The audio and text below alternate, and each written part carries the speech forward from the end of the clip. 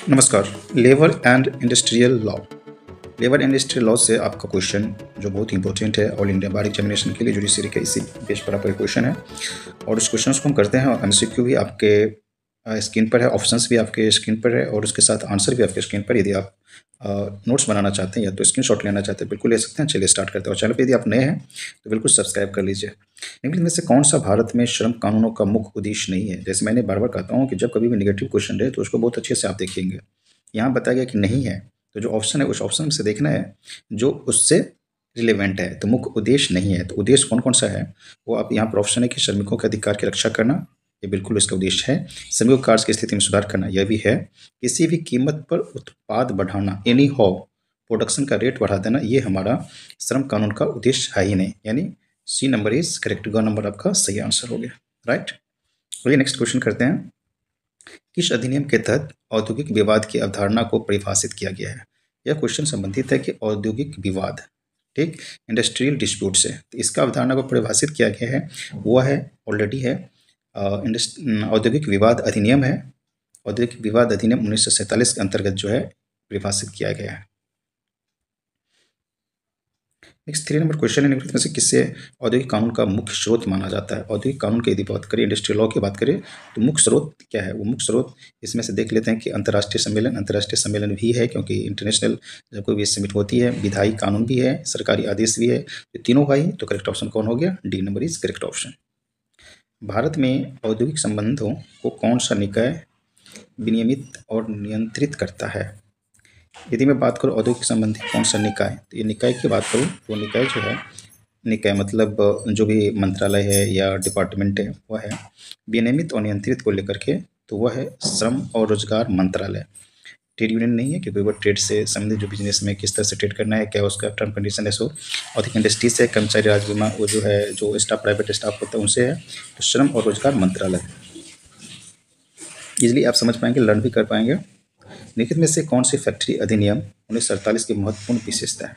सबसे पहले यहाँ पर है फैक्ट्री अधिनियम 1947, ये भी आपने जान लिया। अब इसमें पूछा जा रहा है कि विशेषता क्या है। तो फैक्ट्री अधिनियम 1947 जो बना है उसमें बताया गया खास करके कि फैक्ट्री में जो लेबर काम करने वाले हैं, जो श्रमिक काम करने वाले हैं, उनके लिए उनकी स्वास्थ्य पर और सुरक्षा पर और कल्याण का प्रावधान, ये है आपका श्रमिकों का। करेक्ट ऑप्शन हो गया ख नंबर, श्रमिकों के लिए स्वास्थ्य, सुरक्षा और कल्याण प्रावधान। क्योंकि फैक्ट्री में, कारखाने में काम करने वाले जो भी है, चाहे वो महिला हो, कोई भी आदमी काम करता है, श्रमिक जो जितने भी श्रमिक है उनको फोकस किया जा रहा है। राइट। औद्योगिक विवाद अधिनियम 1947, इसमें बात करें तो यहाँ क्वेश्चन की सभी उद्योगों पर लागू होता है जिनमें कितने से अधिक श्रमिक कार्यरत है। यह अधिक जो श्रमिक की संख्या, लेबर की संख्या, वो है मैक्सिमम, वो जो है संख्या जिनमें कितने से अधिक श्रमिक कार्यरत है, वो है आपका B number 100। B number is correct answer. Bonus भुगतान अधिनियम बहुत ही महत्वपूर्ण है कि बोनस भुगतान अधिनियम बनाया कि बोनस को कर्मचारी में किस तरह से दे होगा, कितना होना चाहिए, वेतन से अधिकतम होना चाहिए, वेतन बेस पर होना चाहिए। यह जो क्वेश्चन है वो है बोनस भुगतान अधिनियम 1965 के तहत बोनस उन कर्मचारियों को दे है जिनका वेतन अधिकतम है क्या? 21,000 रुपया पर मंथ।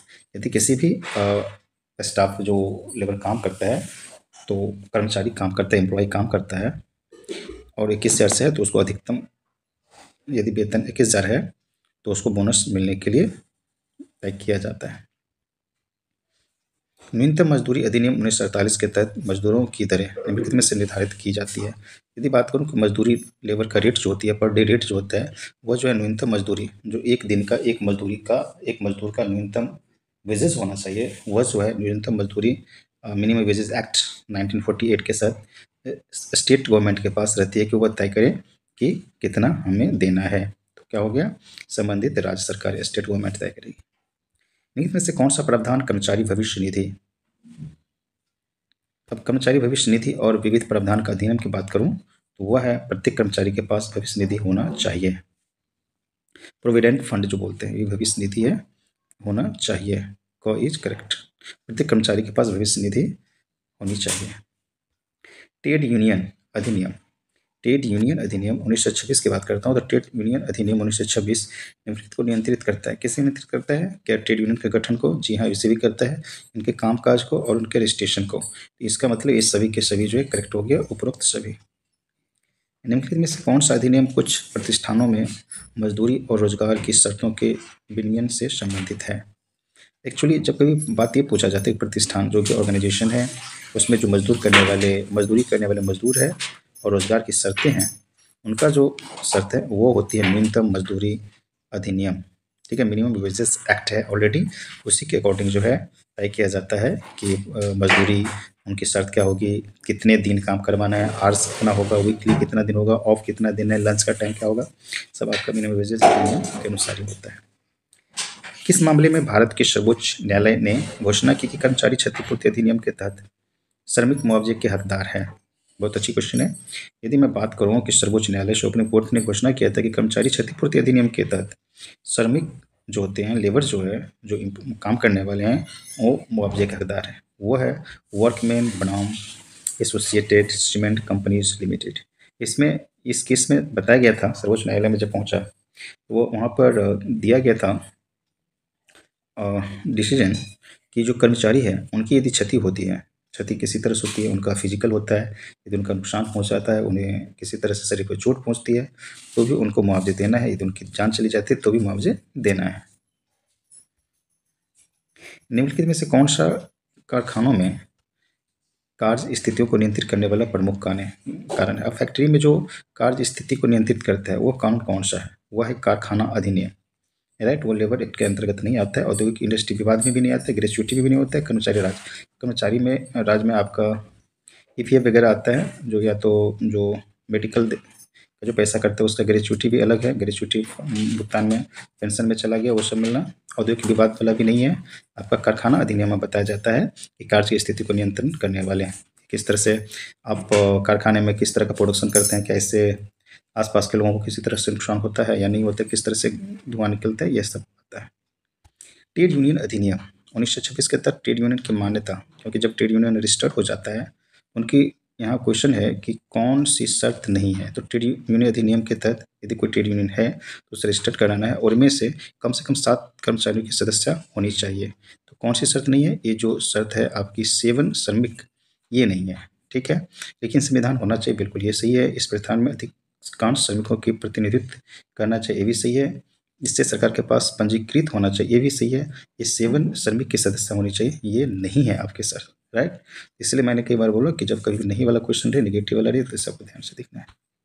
नेक्स्ट क्वेश्चन है कि श्रमिकों के स्वास्थ्य और सुरक्षा, राइट। बहुत अच्छा क्वेश्चन है। स्वास्थ्य और सुरक्षा की बात करें तो इसके प्रावधान जो है कानून के अंतर्गत आता है। जस्ट अभी मैंने बताया था कि फैक्ट्री अधिनियम में उनको जो है देख रेख किया जाती है, शर्तें क्या होगी, और वो जो है कौन सी रहती है, फैक्ट्री एक्ट 1940 एक्ट।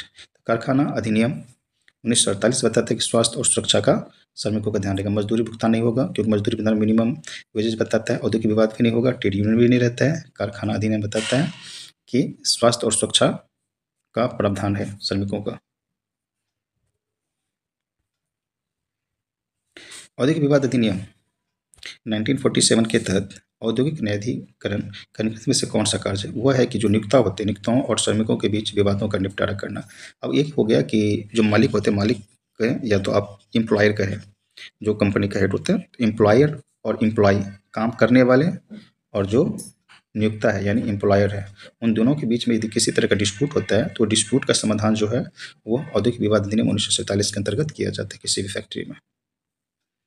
कारखाना अधिनियम 1948 के तहत एक श्रमिक को एक दिन में अधिकतम कितने घंटे, बहुत महत्वपूर्ण है, क्योंकि कारखाना अधिनियम में साफ साफ बताया जाता है कि किसी भी फैक्ट्री में वो जो काम करेगा कितने दिन करेगा, एक दिन में, और वीकली भी किया जाता है और फिर मंथली भी। तो इसी बेस पर आ जाती है कि उसे वीक ऑफ किस तरह से मिलेगा और लंच टाइम का पीरियड कितना होगा, टोटल वर्किंग आवर कितना हो रहा है। तो एक दिन में अधिकतम जो काम कराने का है वो है 9 घंटे। 9 घंटे ज़्यादा काम नहीं होगा, उसमें इंक्लूड है लंच टाइम भी। कर्मचारी राज्य बीमा अधिनियम 1948 के तहत निम्नलिखित में से कौन सी घटना मुआवजे के लिए कवर्ड नहीं है? तो यहाँ पर आगे कर्मचारी राज्य बीमा अधिनियम 1948 और कौन से घटना मुआवजे में नहीं है। यदि बीमारी होती है तो मुआवजा देना है। प्रसूति यानी कोई लेडी है, उनकी डिलीवरी होगी, बिल्कुल उसमें भी देना है। वो देना 2 तरह से होता है, या तो वो छुट्टी में रहेंगे, उनकी सैलरी कंटिन्यू होगी, या तो अलग से। एक है कार संबंधित दुर्घटनाओं के कारण मृत्यु। यस, यदि वर्किंग टाइम में वर्क प्लेस पर यदि किसी की डेथ होती है तो भी उसमें मुआवजा देना है, क्योंकि मुआवजा संबंधित है। निजी यात्रा के दौरान कार दुर्घटना कारण छूट, यह नहीं है आपका, ये जो है ये नहीं है। तो करेक्ट ऑप्शन कौन हो गया? आपका घ हो गया, क्योंकि निजी यात्रा किया उस समय आप जो है न वर्क प्लेस पे थे, नहीं वर्क में थे। उसके बाद आपने कहीं ना कहीं वो वर्क स्थल से, जो कार्यस्थल है, कार्यस्थल से बाहर थे, इसलिए उसका मुआवजा आपको नहीं मिलेगा। निम्नलिखित में से कौन सा ग्रेच्युटी भुगतान अधिनियम 1972, यदि ग्रेच्युटी भुगतान अधिनियम 1972 की बात करें, उसका उद्देश्य की बात करें, तो यह है कि जितने भी एम्प्लॉई काम करने वाले, जब काम करने वाले एक उम्र के बाद 62 या 65 जो अलग अलग है, तो वह जब रिटायर होता है तो रिटायर होने के बाद उनको लाभ पहुंचाना, ताकि वह काम करने योग्य नहीं है उनका जीवन यापन के लिए, तो वह पैसे ऑलरेडी काटे के रहते हैं आपके सैलरी से, उसी में से क्या किया जाता है, उसको मंथली दिया जाता है जब तक उसका डेथ ना हो। तो कर्मचारियों को सेवानिवृत्ति लाभ प्रदान करना ही ग्रेच्युटी भुगतान अधिनियम 1972 का मुख्य उद्देश्य है। राइट, क्या हो गया? कर्मचारियों की सेवानिवृत्ति यानी रिटायरमेंट के बाद उसको बेनिफिट देना। निम्नलिखित में से कौन सा वेतन भुगतान अधिनियम, ये वेतन भुगतान अधिनियम 1936 की बात करूँ कि वेतन कितनी होनी चाहिए, तो यह जो है इसमें साफ साफ बताया जाता है कि आखिर कितने देर तक आप किसी की सैलरी रोक सकते हैं, उसके बाद आप मंथली पेमेंट करेंगे। तो वह है कि मजदूरी यानी वेजेस, रेम्युनरेशन या तो सैलरी। मजदूरी का भुगतान मजदूरी अवधि के समाप्ति के बाद, यानी जितने दिन में आप उसकी कैलकुलेट करते हैं, समाप्ति के 15 दिनों के भीतर किया जाना चाहिए। यदि 25 को आप हर मंथ कैलकुलेट कर लेते हैं तो उसके 15 दिन के भीतर हो जाना चाहिए है। यदि लास्ट इंड करते हैं, इंड डेट में करते हैं मंथ का, तो उसके 15 डेज के अंदर क्या होनी चाहिए? उनकी भुगतान होनी चाहिए। करेक्ट ऑप्शन क्या हो गया आपका? कॉलम में मजदूरी का भुगतान मजदूरी अवधि की समाप्ति के 15 दिनों के भीतर किया जाना चाहिए, यही हमारा प्रोविजन है आपका वेतन भुगतान अधिनियम 1936 के। औद्योगिक विवाद अधिनियम 1947 की कौन सी धारा श्रमिकों की छटनी से संबंधित है? बहुत इंपॉर्टेंट क्वेश्चन है। यदि मैं बात करूँ इंडस्ट्रियल डिस्प्यूट एक्ट 1947, यह बताया जाता है कि सेक्शन के बारे में उससे छटनी यानी कुछ स्टाफ को निकाला जा सकता है। तो उसका बेस होता है किस तरह से आप उसको छांट सकते हैं, यानी आपके यहाँ स्टाफ ज़्यादा हो गया, या तो स्किल नहीं है, या तो स्किल डेवलप नहीं कर रहा है, या तो रीजन तो जो जनरली होती है वो अलग अलग तरह की होती है, लेकिन वो सेक्शन जो बनाया गया है वो सेक्शन की बात करता हूँ मैं। सेक्शन 25C, सेक्शन 25C यह बताता है कि किस बेस मतलब छटनी से संबंधित है। कर्मचारी राज्य बीमा अधिनियम 1948 के तहत कोई कर्मचारी अधिकतम कितनी अवधि तक चिकित्सा अवकाश पर रह सकता है? यह मेडिकल लीव यदि बात करूँ कर्मचारी राज्य बीमा अधिनियम 1948 की, तो कोई भी कर्मचारी अधिकतम जो है वो 3 महीने यानी 90 दिन, 3 महीने नहीं कहना चाहिए, 90 डेज कहना चाहिए। तो 90 डेज के लिए जो है अधिकतम अवकाश पर रह सकता है। यानी मेडिकल लीव पर कोई भी कर्मचारी जो है कर्मचारी राज्य बीमा अधिनियम 1940 के अंतर्गत मेडिकल लीव लगा करके वह 90 डेज तक लीव पे रह सकता है। कारखाना अधिनियम 1948 के तहत महिला श्रमिक जो लेडी है, फीमेल वर्कर है, उनकी बात करूं तो उनकी अधिकतम स्वीकार्य कार्य घंटे क्या है? एक्सेप्टेंस जो है मतलब उतने घंटे तक काम करने। तो अदर में क्या है, जैसे मेल को 9 घंटा है काम कराने का, उसका फिक्स किया गया फैक्ट्री एक्ट के अंतर्गत। तो फैक्ट्री एक्ट में यदि महिला श्रमिक की बात करूँ तो उसका है 8 घंटा आपका, राइट, 8 घंटा स्वीकार कार्य करना है, मतलब एक्सेप्टेबल वर्किंग आवर है। ट्रेड यूनियन अधिनियम 1926 के तहत कौन सा मुख्य प्रावधान है? यह है कि जब ट्रेड यूनियन की बात करते हैं, ट्रेड यूनियन क्या होता है? तो रजिस्टर्ड होता है, और किसके साथ रजिस्टर्ड होना है? सरकार के साथ। तो सरकार क्या करती है, उनको जो अपनी डिमांड या अपनी जो उनकी जरूरत पड़ती है उनमें वो साथ देती है। यदि रजिस्टर्ड नहीं है तो वो ट्रेड यूनियन आपका रजिस्टर्ड ट्रेड यूनियन नहीं कहेगा। तो ट्रेड यूनियन अधिनियम 1926 के अकॉर्डिंग सरकार के साथ ट्रेड यूनियनों का पंजीकरण रजिस्ट्रेशन मस्ट है। 25 नंबर क्वेश्चन है कि निम्नलिखित में से कौन सा औद्योगिक विवाद अधिनियम 1947 के तहत मान्यता प्राप्त औद्योगिक विवाद का प्रकार नहीं है? राइट, यदि बात करूं मैं औद्योगिक विवाद अधिनियम 1947 के तहत मान्यता प्राप्त औद्योगिक विवाद का प्रकार नहीं, तो वो है मध्यस्थता। क्योंकि मध्यस्थता जो है ऑलरेडी किस में चले जाता है आपका? Arbitration conciliation, right, arbitration and conciliation act 1996 में जाता है। तो यह आपका हड़ताल है जो करना चाहता है, तालाबंदी भी है और वॉकआउट भी है, यह सबके सब लेबर करते हैं यदि मैं बात करूँ औद्योगिक विवाद अधिनियम, लेकिन मध्यस्थता नहीं है। औद्योगिक विवाद अधिनियम 1947 की कौन सी धारा श्रमिक की छटनी पर अवधारणा है? तो यह है कि औद्योगिक विवाद अधिनियम श्रमिकों की छटनी की अवधारणा को शामिल करता है, वो है 25F है। ठीक है, श्रमिकों की छटनी की अवधारणा। निम्नलिखित में से कौन सा औद्योगिक विवाद अधिनियम 1947 के तहत श्रमिकों और नियोक्ताओं के बीच विवादों का निपटाना? यदि मैं श्रमिक यानी वर्कर और एम्प्लॉयर दोनों की बात करूँ, उनके विवाद डिस्प्यूट होता है, उनको निपटाने के लिए जो है एक औद्योगिक न्यायाधिकरण है, वो है आपका श्रम न्यायालय भी है, लेबर कोर्ट। ठीक, लेबर कोर्ट में जा सकते हैं। और आपका दूसरा है जो वहाँ का राष्ट्रीय न्यायाधिकरण, जो यहाँ पर कोर्ट है, उस कोर्ट में भी जा सकते हैं आप, राइट।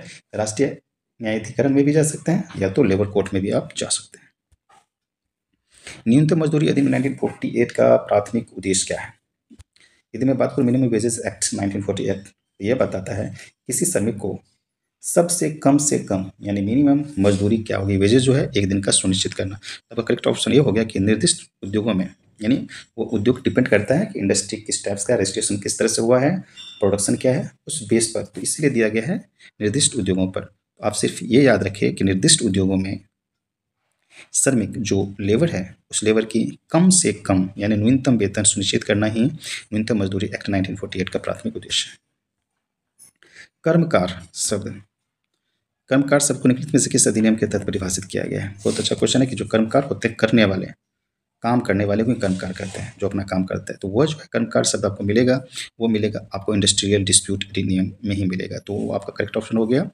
औद्योगिक विवाद अधिनियम 1947 में कर्मकार शब्द को परिभाषित किया गया। उसमें है फैक्ट्री में भी नहीं है, न्यूनतम मजदूरी एक्ट में भी नहीं, ट्रेड यूनियन में भी नहीं है, तो वो इंडस्ट्रियल डिस्प्यूट एक्ट, राइट। कर्मचारी भविष्य निधि और विविध प्रावधान अधिनियम 1952 के तहत कर्मचारी भविष्य निधि को बनाए रखने के लिए कौन जिम्मेदार है? इसके लिए कर्मचारी भविष्य निधि, जिसे हम बोलते हैं EPFO, जिसमें आप कहते हैं कि PF आपका कट रहा है कि नहीं कट रहा है, राइट। तो यह EPFO है जो कि विविध प्रावधान अधिनियम 1952 के तहत एम्प्लॉय का जो कर्मचारी है, जो काम करने वाले, उनका भविष्य निधि में फंड जाता है। उसमें कंट्रीब्यूशन भी होता है। पहले अलग अलग था, अभी जैसे 12% यदि आपका एम्प्लॉयर देता है तो 12% एम्प्लॉय के सैलरी से भी काटा जाता है, ठीक है। तो वो उस फ़ायदा ये होता है कि आपसे एम्प्लॉय से भी काट लिया गया और उसका कंट्रीब्यूशन जो है एम्प्लॉयर भी दिया, दोनों मिला करके आपके EPF जमा हो जाता है। निम्न में से कौन सी मजदूरी भुगतान अधिनियम 1936 के अनुसार मजदूरी के अंतर्गत शामिल नहीं है? अब है कि मजदूरी किसे हम नहीं बोलेंगे, तो जो मूल वेतन है वो मजदूरी होता है। यदि बोनस दिया जाता है तो वो होता है, राइट। ग्रेचुइटी है, यह नहीं होता है। ग्रेचुइटी जो है ना आपका पेंशन के अंतर्गत आ जाता है, यानी आप जब रिटायर होंगे तो जो काटा जाएगा वो आपको रिटायरमेंट के बाद आपको मिलेगा। ओवर टाइम करते हैं तो वो भी आपका मजदूरी के अंतर्गत आएगा, क्योंकि ओवर टाइम अपनी सेम डे में किए, जो एक्स्ट्रा किए वो पैसा सैलरी बन गया और आपको मंथ एंड में उसी समय दे दिया जाता है। जो आपका बेसिक सैलरी है वो भी मूल वेतन वो भी है, जो बोनस मिलता है वो भी आता है, ग्रेचुइटी नहीं आता है। आपको यहाँ पर है कि शामिल नहीं है, राइट, वो ग्रेचुइटी ही शामिल नहीं है। औद्योगिक विवाद अधिनियम 1947 के प्रावधानों का अनुपालन न करने पर निम्नलिखित में से कौन सा दंड है? बहुत ही इंपॉर्टेंट क्वेश्चन है कि इंडस्ट्रियल डिस्प्यूट एक्ट 1947 के प्रावधानों का अनुपालन न करने में कौन सा दंड है? तो यह है पनिशमेंट से संबंधित। तो यदि कोई भी एम्प्लॉयर या एम्प्लॉई नहीं करता है, फ्लोप नहीं करता है, जो प्रावधान है अनुपालन नहीं करता है, तो जुर्माना है कि 6 महीने तक का कैद, राइट। ये आपका पनिशमेंट है, यह दंड है। नियोक्ता कारावास लिखा है, जुर्माना या 6 महीने तक का कारावास है। ट्रेड यूनियन प्रतिनियुक्त वो भी नहीं, कर्मचारी को रोजगार से हटाना ये भी नहीं है। अनुपालन करने पर कौन सा दंड पूछा जा रहा है? तो जुर्माना या 6 महीने तक की कैद है। अनुबंध श्रम विनियमन और उन्मूलन अधिनियम 1970 मुख्य रूप से इनमें से किससे संबंधित है?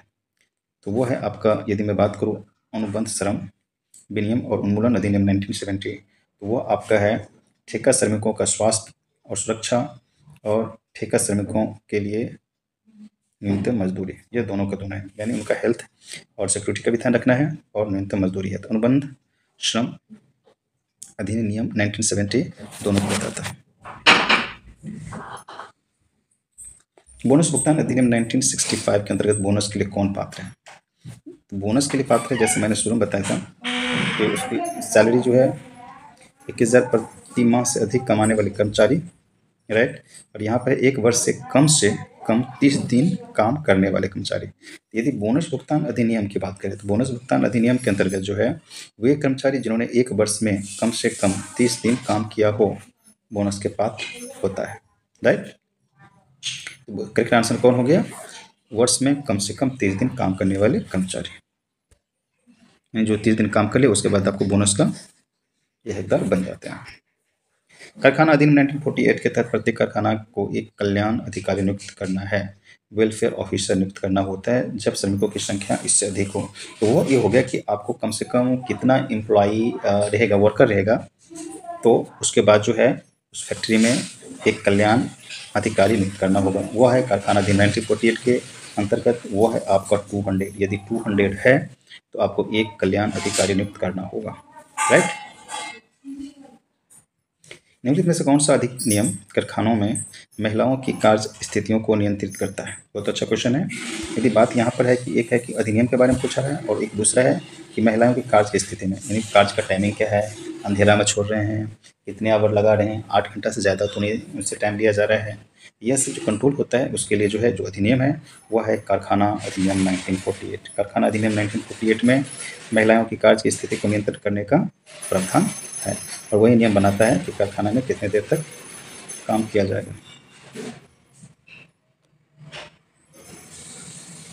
कर्मचारी राज्य बीमा अधिनियम 1948 के तहत निम्नलिखित में से कौन सा नियोक्ता की जिम्मेदारी है? यह क्वेश्चन है कर्मचारी राज्य बीमा अधिनियम 1948 से, और इसमें पूछा जा रहा है कि नियोक्ता यानी एम्प्लॉयर का जो है जिम्मेदारी, उसका जिम्मेदारी है कि कर्मचारी राज्य बीमा अधिनियम के अंतर्गत कि जो उनके यहाँ काम करने वाले हैं, जो कर्मचारी है, उनका अंशदान अदा करें, यानी उनका जो कंट्रीब्यूशन है, एक कंट्रीब्यूशन जो एम्प्लॉयर की तरफ से होता है, वो जो है वो फंड जो है जरूर जमा करें। तो क्या हो गया, चूंकि सब नहीं हुआ, कौन सा नियोक्ता की जिम्मेदारी? तो नियोक्ता की जिम्मेदारी एम्प्लॉयर की जिम्मेदारी है कि जितना 12% या 12.5% जो भी है वो कर्मचारी अंशदान करें, राइट, उनका फंड जो है वो जमा कर दें। छटनी की अवधारणा को निम्नलिखित में से किसके अंतर्गत परिभाषित किया गया है? यदि छटनी की बात करूं वो है आपका इंडस्ट्रियल डिस्प्यूट एक्ट, राइट, औद्योगिक विवाद अधिनियम। औद्योगिक विवाद अधिनियम ही छटनी को परिभाषित करता है। 25F में भी है, 25E में भी है। औद्योगिक विवाद अधिनियम 1947 के तहत किसी श्रमिक की बर्खास्तगी का कारण निम्नलिखित में से कौन सा है? वह है यदि किसी भी इंडस्ट्रियल डिस्प्यूट एक्ट 1947 की बात करूं, इसमें यदि किसी को बर्खास्त करता है, सस्पेंड करता है, निकाला जाता है सस्पेंड करके, वह तभी होगा जब वह कदाचार करता है, यानी किसी तरह का करप्शन करता है, फ्लॉप नहीं करता है, किसी तरह का डिसिप्लिन को तोड़ता है, तो कदाचार में आपका ऐसा किया जा सकता है।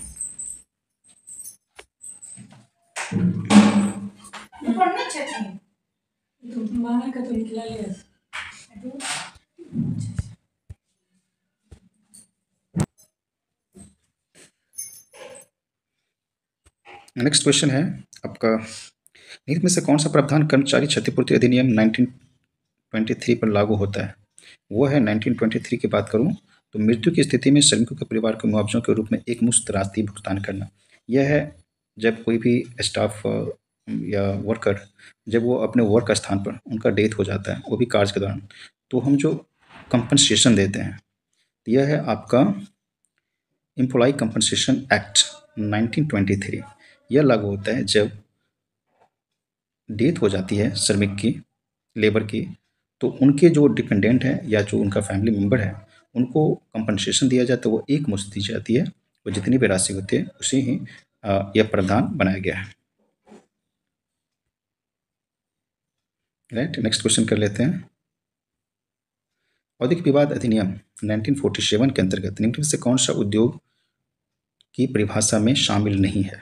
बहुत ही अच्छा क्वेश्चन है कि कौन सा उद्योग की परिभाषा में शामिल नहीं है। यदि उद्योग की बात करूँ, इंडस्ट्री की बात करूँ, तो अलग अलग तरह के इंडस्ट्री है जहाँ पर अलग अलग तरह के वर्क होते हैं, चाहे वह सरकारी कार्यालय हो, निजी कंपनियां हो, या कोई एजुकेशनल ऑर्गेनाइजेशन हो, वो सब के सब इंडस्ट्री कहलाएंगे, क्योंकि हर जगह कुछ ना कुछ बनता है। इंडस्ट्री स्कूल में भी बच्चे तैयार होते हैं देश के लिए, तो इंडस्ट्री हम उसे ही बोलेंगे, उद्योग हम उसे ही परिभाषित किया गया है। जो कि शैक्षिक संस्थान है वो भी होता है, सरकारी कार्यालय भी होते हैं, निजी कंपनियां भी होती है। धर्मार्थ संगठन जो है यह आपका जो है उद्योग नहीं है। मजदूरी भुगतान अधिनियम 1936 के अंतर्गत अधिनियम को लागू होते अधिकतम मजदूरी की सीमा क्या है? तो यदि मजदूरी भुगतान अधिनियम 1930 के अंतर्गत अधिकतम लागू होने की अधिकतम मजदूरी की बात करें सीमा, तो वह है 10,000 रुपये प्रति माह। निम्न में से कौन सा औद्योगिक रोजगार अस्थायी आदेश अधिनियम 1947 का प्राथमिक उद्देश्य है? वह है औद्योगिक प्रतिष्ठानों में रोजगार के नियम और शर्तें, राइट, उसी को परिभाषित करना। तो ख नंबर इज करेक्ट।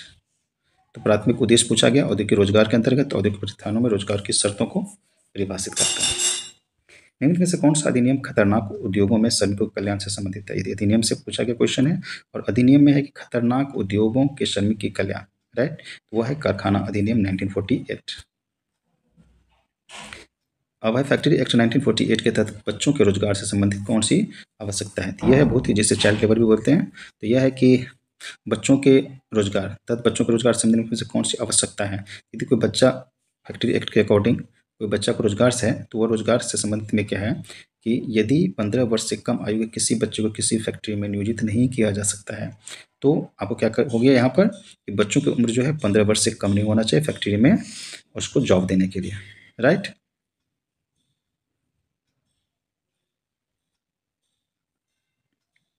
हड़ताल और तालाबंदी, एक हड़ताल होता है और एक होता है तालाबंदी। यह अवधारणा औद्योगिक विवाद अधिनियम की किस धारा के अंतर्गत निपटाया गया है? वह है आपका सेक्शन 23। कारखाना अधिनियम 1948 के तहत निम्नलिखित में से किसे कारखाना माना गया? फैक्ट्री किसे बोलेंगे? यदि फैक्ट्री एक्ट 1948 की बात करें तो फैक्ट्री किसे बोलेंगे? फैक्ट्री वो स्थान होगा जहाँ पर बिजली का उपयोग करके विनिर्माण किया जाता है, यानी यहाँ पर इलेक्ट्रिसिटी है, कोई ना कोई चीज़ प्रोडक्शन तैयार होती है, कुछ ना कुछ बनता है, कुछ ना कुछ तैयार होता है। ऐसा नहीं कि कोई सामान हम आप खाने वाले ही बनाते हैं, कोई चीज़ ऐसा नहीं है। जैसे कि मैंने अभी जस्ट बताया था कि एक एजुकेशनल इंस्टीट्यूशन भी जो है वह भी कुछ ना कुछ अपने आप में फैक्ट्री है, कारखाना है, वो भी अपना उत्पादन करता है, राइट। तो कारखाना किसे माना जाएगा? वो स्थान जहाँ बिजली उपयोग करके विनिर्माण किया जाता है उसे हम फैक्ट्री बोलेंगे, कारखाना बोलेंगे। वो नहीं खतरनाक रसायन, वो भी नहीं होगा, विशेष शैक्षणिक उद्देश्यों के लिए भी नहीं होगा, उपयोग किया जाता है लेकिन उपयोग नहीं किया जाता है लेकिन 50 से अधिक ये भी नहीं होगा। क्या होगा? बिजली का उपयोग करके विनिर्माण किया जाता है। कर्मचारी राज्य बीमा अधिनियम 1948 के तहत निम्नलिखित में से कौन सा नियोक्ता की जिम्मेदारी नहीं है? यहाँ पूछा जा रहा है कि जिम्मेदारी नहीं है, तो जिम्मेदारी यह नहीं है कर्मचारियों की सेवानिवृत्ति लाभों का भुगतान करना। यह जो कर्मचारी राज्य बीमा अधिनियम 1948 के अंतर्गत नहीं आता है कि कर्मचारियों की सेवानिवृत्ति लाभ, राइट। ये अंशदान भुगतान है, बीमित कर्मचारियों की चिकित्सा सुविधा से भी प्रावधान है, कार्य दुर्घटनाओं परिणाम स्वरूप छूट मृत्यु का मुआवजा ये भी है, लेकिन सेवानिवृत्ति लाभों का भुगतान ये आपका कर्मचारी राज्य बीमा अधिनियम का नहीं है। औद्योगिक विवाद अधिनियम 1947 के तहत औद्योगिक विवाद शब्द निम्नलिखित में से किस बीच में संघर्ष को संदर्भित करता है? वो है नियोक्ता और कर्मचारी, यानी काम करने वाले और उसके फैक्ट्री का जो मालिक जो लाभ लेता है, जो प्रॉफिट लेता है। एक हो गया नियोक्ता, एम्प्लॉय, एम्प्लॉयर और एम्प्लॉय। करेक्ट ऑप्शन हो गया बी नंबर। कारखाना अधिनियम 1948 के तहत किसी कारखाने में बच्चे को रोजगार देने की न्यूनतम आयु, बहुत ही अच्छा क्वेश्चन है। यदि फैक्ट्री एक्ट की बात करूं तो कारखाने में बच्चों को रोजगार देना है, उसकी न्यूनतम आयु क्या होनी चाहिए? 14 वर्ष, राइट। फैक्ट्री एक्ट के अकॉर्डिंग कितना होना चाहिए? 14 वर्ष। 14 वर्ष से कम के बच्चों को यदि आप देते हैं तो यह आपका बाल मजदूरी हो गया। 14 वर्ष से कम के बच्चों को नहीं देना है। तो कारखाने में बच्चों को रोजगार देने की न्यूनतम आयु क्या हो गई? 14 वर्ष। इस तरह से इस सीरीज में आपने 50 क्वेश्चंस कंप्लीट कर लिया, राइट। यह आपका क्वेश्चन है संबंधित labour and industrial loss. All India bar examination में से 4 मार्क्स का क्वेश्चन इसमें से आता है, टोटल 4 क्वेश्चन आता है। Thank you. और यदि आप चैनल पर नए हैं तो बिल्कुल चैनल को सब्सक्राइब कीजिए और अपने फ्रेंड के साथ शेयर भी कीजिए।